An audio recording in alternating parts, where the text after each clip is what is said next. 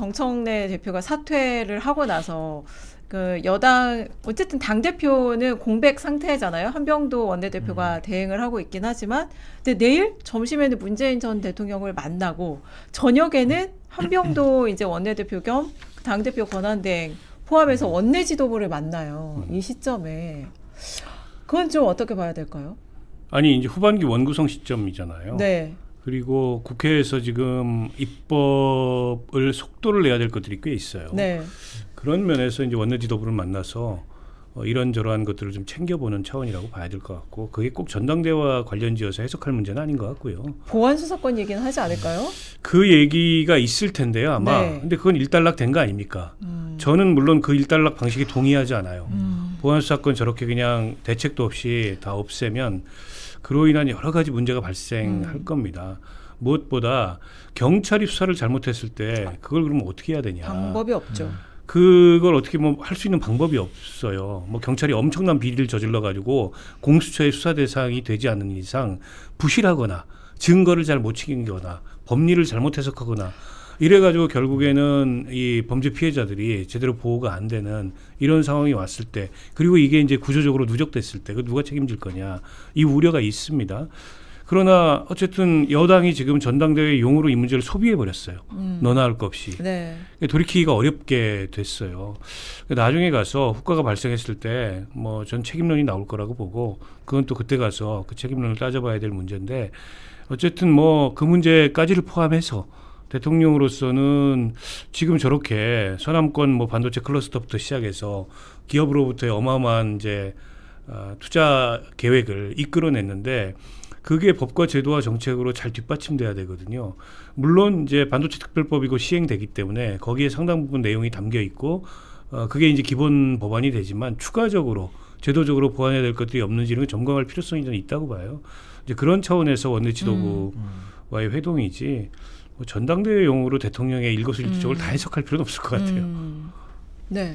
뭐 저도 당연히 원내 사안들도 있는 거고, 근데 뭐 지금 당 대표를 뽑는 그것도 총선 공천권을 가지고 가는 상당히 중요한 이 집권 2기 여당 지도부를 지금 앞두고 구성을 앞두고 만나는 만남이기 때문에 뭐 상당히 저는 의미 부여를 하는 것이 좋겠다. 결국 뭐 1인 1표제이기 때문에 당원들의 목소리가 더 중요해진 건 맞지만 그래도 의원들의 역할을 무시할 수는 없거든요. 그러니까 결국에는 의원들이 스피커로서의 크기도 있고 어느 정도 목소리를 같이 내주느냐도 이 전당대회 판세 여론 형성에 있어서는 상당히 중요한 역할들을 하기 때문에 전 대통령께서 같이 의원들하고 좀 허심탄회하게 이야기도 좀 하면서 지난 1년의 여당에 대한 평가, 그리고 앞으로 여당이 어떠해야 되는지, 뭐 그동안에 뭐 막스 베버 글도 인용하시고 뭐 트위터 X에다가 여러 글을 올리셨잖아요. 아마 그런 부분들에 대한 좀 공감대를 여당 의원들과 함께 좀 만들어 나가려고 하지 않을까. 그러니까 이기 체제를 좀 만들어 나가는 이제 그런 진용을 만드는 과정으로 전 이해하고 있습니다. 근데 다른 중요한 현안도 정말 많지만 저는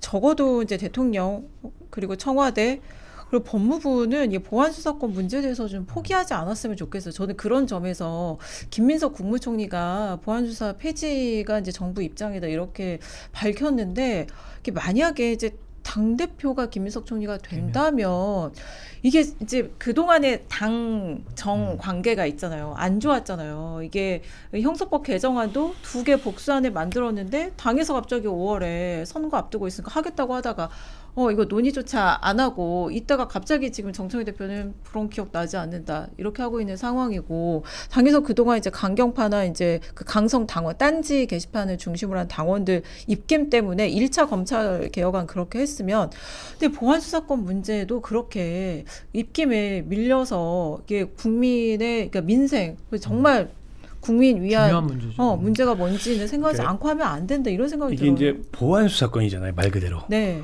검찰로 경찰에서 사건이 넘어왔을 때 이게 증거 수집이 좀 불충분하다든지, 네. 아니면 법리를 잘못 해석했다든지, 혹은 사실관계가 틀렸다든지, 이런 거에 대해서 보안 수사를 검찰이 요구하거나 아니면 직접 하는 거 아닙니까? 공소시효 임박했든지. 네, 뭐 공소시효가 임박했든지 그런 걸 하는 거잖아요.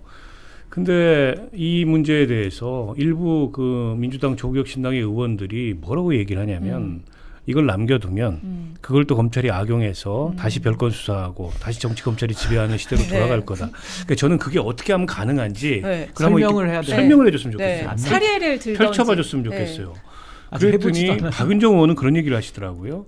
일반 민생 사건이라도 대부분 이제 검찰로 넘어오는 사건의 99%는 민생 사건이니까 거기에 정치인이 연루돼 있으면 그걸 키워가지고 다음 총선에 당선자 숫자를 바꿀 거다. 이 정도면 개혁이 아니고 피해망상이에요. 그것도 근거가 없는 피해망상이에요. 근데 그런 분이 그렇게 얘기하지 말고 구체적으로 그거를 어떤 시뮬레이션을 해가지고 상황을 좀 눈앞에 이렇게 그림 그리듯이 펼쳐줘 봤으면 네, 좋겠어요. 네. 어떻게 그게 허수아비 가능한 때리기를 건지. 계속 하는 거죠. 허수아비 때리기를. 그러니까 저는 저런 식의 그런 선동에 의해서 이게 형사사법 체계라는 매우 중대한 문제가 심지어 이제 전당대회 이슈로까지 그러니까 지금 이걸 가지고 하도 지금 어떻게 보면 휘둘리니까 일단 폐지하는 걸로 하고 그리고 전당대회 끝나고 보자 이 상태잖아요. 저는 솔직히 그것도 마음에 안 들어요. 왜냐하면 총리 산하의 검찰개혁 TF가 8개월 네. 활동을 했어요. 돈을 무려 20억 가까이 썼습니다. 근데 이 사람들이 냈던 리포트고 보고서고 정부 입법안에 담길 내용 이거 다 꽝이에요. 그 사람들은 얼마나 황당하겠어요. 다 근데 전문가들인데. 정청래 전 대표는 허송세월했다고 그랬죠 정부가. 아니 근데 이게 정확하게 보면요. 정청래 대표 책임이 구할이에요. 왜 그러냐? 생각해 보세요. 검찰의 수사권, 그러니까 이 형사소송 체계를 아예 뒤바꾸는 이 어마어마한 개혁을 하고 있는데 순서를 어떻게 했습니까?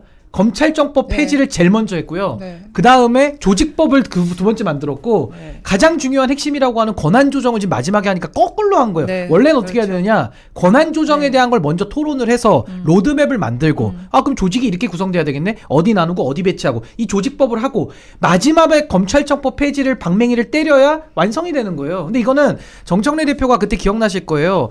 추석 전에 검찰청 폐지 소식을 듣게 해주시겠습니다 하면서 그걸로 선거 9월 달에 치렀죠. 선거 전에 본인이 자기 공으로 만들면서 1년의 유예 기간을 둬서 지금 그 시간에 쫓기는 거거든요. 그래서 저는 이거는 처음부터 이미 정치적 수사화되고 정치적인 슬로건으로 망가져온 개혁이기 때문에 전 이거 어떻게 해야 되느냐. 당대표 이번에 제대로 뽑잖아요. 그러면 개정은 하되 저는 그 시행에 대해서는 저는 경과 규정과 유보 규정을 둬야 된다고 생각합니다. 해서 경찰이든 검찰이든 현실적으로 구동이 되는 걸 확인하고 단계적으로 빼야죠. 그 권한 자체를 삭제하더라도. 그러니까 저는 이 부분에 대해서 아까 박원석 의원님이 뭐 정권 송치나 수사 지휘권 문제도 말씀하셨는데 경찰에 대한 수사 통제 기능은요 없을 수가 없어요. 네. 반드시 있어야 되는 겁니다. 우리가 브레이크가 고장난 자동차를 어떻게 탑니까?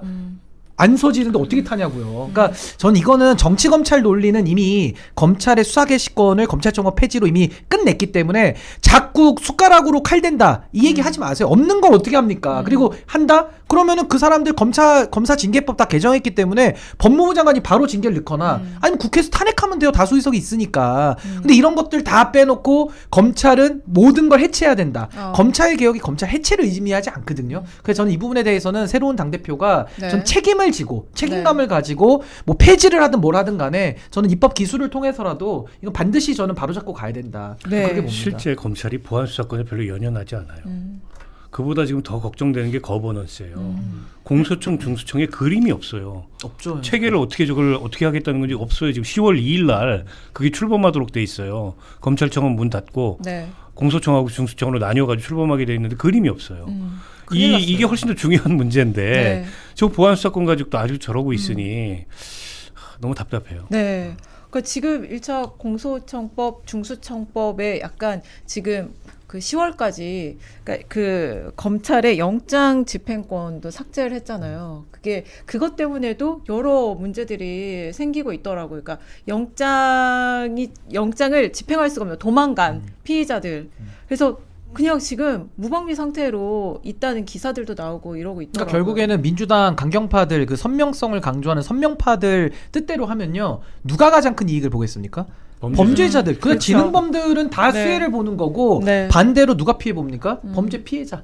우리 정말 일반 서민들, 민생사건 피해자들, 우리 국민들이 피해를 보는 구조가 돼 있거든요. 그러니까 이 부분에 대해서 저는 국가가 제1의 책무가 국민의 안전을 보호하는 거 아닙니까? 범죄로부터 안전한 나라를 만들지 못하는 나라는 세금 받을 자격도 없는 거예요. 그러니까 저는 중요한 이게 문제예요. 형사사법 체계를 고치는 데 있어서 본인들이 윤석열을 만들어냈고 윤석열을 탓하면서 검찰개혁을 또 망가뜨리고 있거든요. 이런 모순이 어디 있습니까? 원래대로 하면 검찰이 특수부와 형사부가 있잖아요. 그러면 특수부에서 수사 개시권을 뺐고 특수부 규모를 축소해가지고 수사 인력을 뺐으면 될 일이고 원래 경찰이 했던 형사부에서 경찰 통제 기능 이건 더 강화를 했었어야 된단 말이에요. 근데 문재인 정권 때 거꾸로 했죠. 특수부를 강화해주고 형사부를 오히려 더 누더기로 만들었거든요. 그러니까 이거를 갖다가 그럼 바로 잡는 노력을 해야 되는데 더 잘못된 방향으로 좀 가겠다고 하니까 전 이거 뒷감당을 누군가 해야 된다. 근데 결국 이거는 안 하게 되면 무한 책임은 정부가 지게 되기 때문에 전 다음 당대표가 뽑히면 네. 이 부분에 대해서는 국민들 피해가 1%도 없도록 네. 전 반드시 이거는 제로 냈으면 예, 이거는 좋겠습니다. 정말 그 꼼꼼하게 전 처리해야 된다고 네. 봅니다. 그리고 이제 축구 얘기를 좀 해봐야 되는데 홍명보 감독이 이제 현지에서 기자회견 아닌 이제 사과문 일방적인 발표를